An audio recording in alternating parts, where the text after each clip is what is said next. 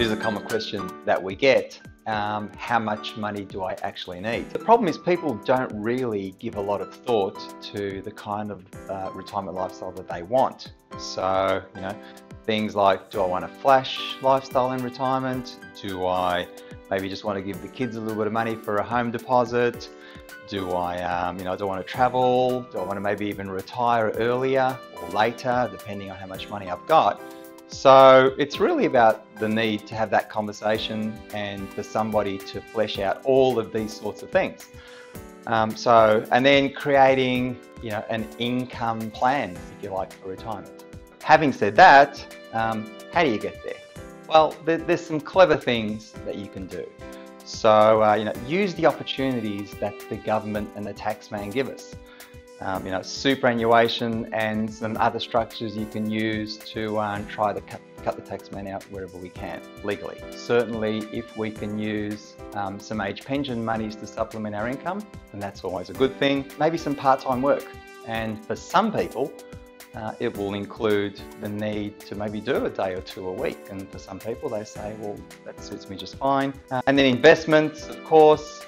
Having investments that give you the cash flow when you want it, and that give us a mix of income and growth, not just growth.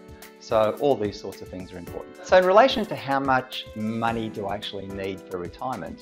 Well, once you've worked out the kind of lifestyle you want in retirement, I was talking about a little earlier, it's then really, the rough rule is 20 times the starting income that I want. So now, for example, if I want $1,000 a week in retirement, call it $50,000 a year, then on the day that I retire, I need to have about $1 million set away for retirement. So that rough 20 times rule.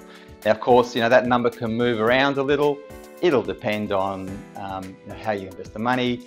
It'll depend on when you want to retire and all those sorts of things. But as a rough rule of thumb, 20 times is about the number you want. When you've worked with somebody for a couple of years and you see them change from somebody who was stressed and uncertain to somebody who is just loving life and a lot happier with where things are, it's a very rewarding experience. We know at First Financial that taking the time out to map all these things out in advance will reduce a whole lot of the stress for you later on, and those best prepared will be in the best position.